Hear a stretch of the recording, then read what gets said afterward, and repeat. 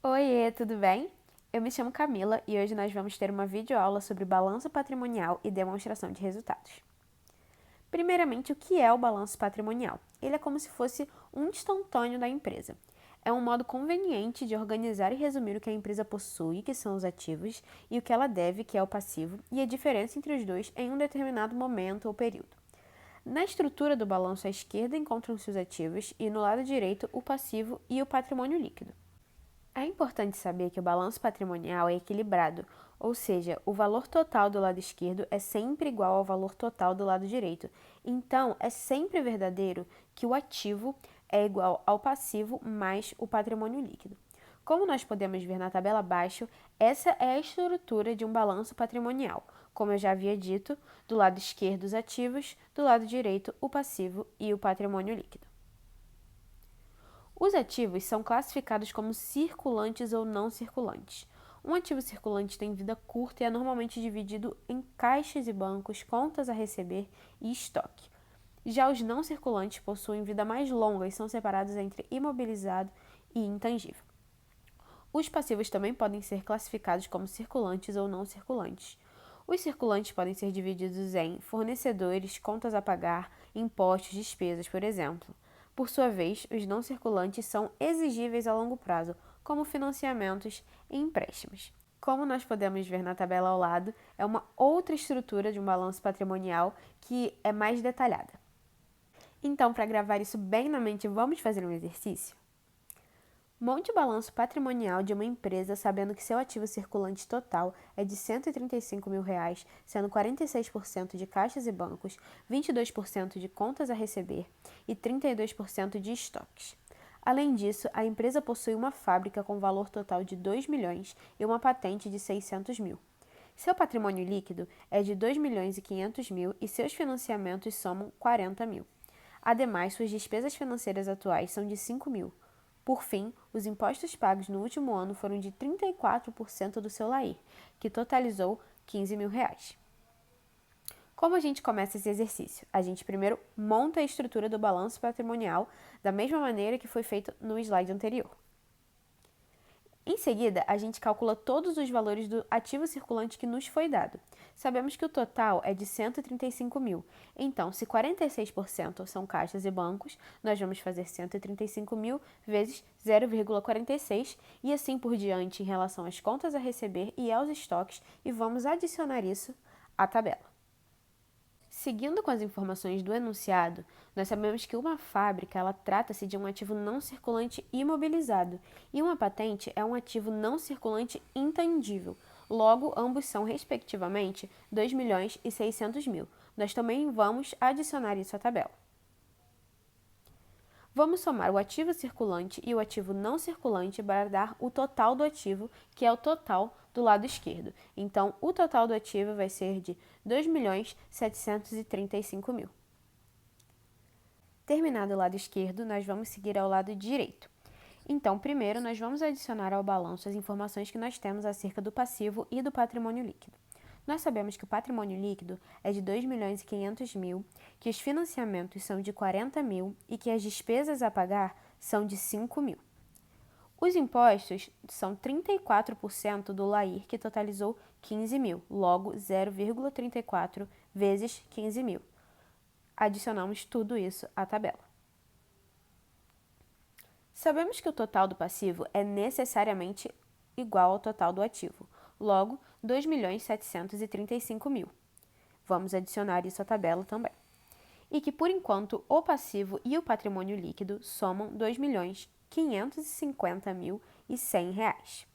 Então, diminuindo esse valor do total do passivo, encontramos o valor devido aos fornecedores e finalizamos o balanço patrimonial da empresa. Vamos agora falar sobre um conceito importante, o capital circulante líquido. A diferença entre o ativo circulante e o passivo circulante é chamado de capital circulante líquido, CCL. A formulinha para fazer ele está bem aqui embaixo. Com base nas definições de ativo e passivo circulante, o CCL é positivo, significa que o dinheiro disponível no período abordado pelo balanço excederá o dinheiro a ser pago no mesmo período. Então, em geral, ter um CCL positivo é para empresas saudáveis. Vamos fazer um exemplo então. De acordo com o balanço patrimonial abaixo, calcule o CCL. Nós sabemos que o capital circulante líquido é a diferença entre o ativo circulante e o passivo circulante. Logo, 300 menos 150. É tão simples, o CCL é R$ 150.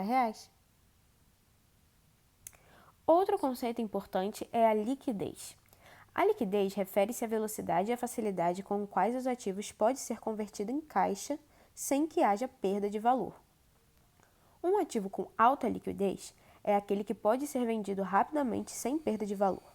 Já um ativo com baixa liquidez é aquele que não pode ser revertido em caixa tão facilmente sem uma redução em seu preço. Quanto maior a liquidez de um negócio, menor a probabilidade de passar por problemas financeiros. Vamos então ver exemplos de acordo com os ativos vistos anteriormente: contas a receber, estoques, imobilizado e intangível. As contas a receber, em geral, têm alta liquidez, pois há um valor definido e esperado para um futuro próximo. Já os estoques são um ativo circulante menos líquido, já que precisa de perda de valor para se converter de forma tão fácil. O imobilizado e o intangível, eles são considerados ilíquidos. O imobilizado, pois eles não serão convertidos em caixa durante as atividades normais da empresa. E o intangível, apesar de valioso, é dificilmente convertido em caixa. Tendo entendido o balanço patrimonial e seus conceitos importantes e feito um exercício, vamos passar para a demonstração de resultados.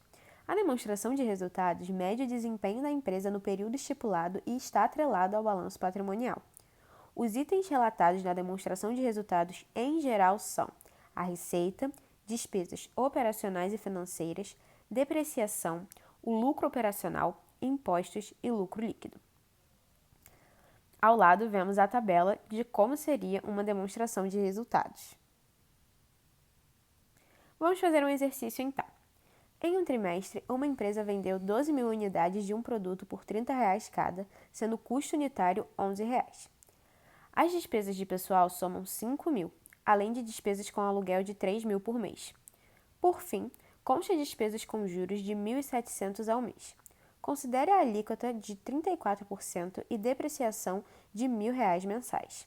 Monte a demonstrações de resultados do trimestre referido e calcule o lucro líquido. Assim como o balanço patrimonial, a primeira coisa que nós vamos fazer é montar a tabela. Então, vamos iniciar o exercício montando a estrutura da demonstração de resultados da seguinte maneira. Em seguida, vamos calcular a receita de vendas, ou seja, o número de unidades vendidas vezes o preço unitário de cada uma.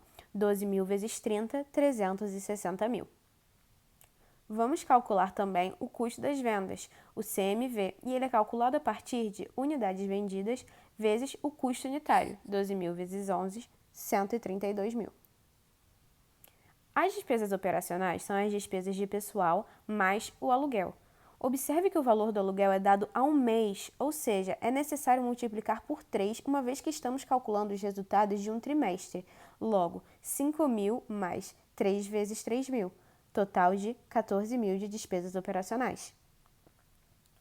Note que a depreciação, neste caso, também é dada mensalmente, precisando que seu valor seja multiplicado da mesma forma que o aluguel, ou seja, a despesa de depreciação é R$ 3.000.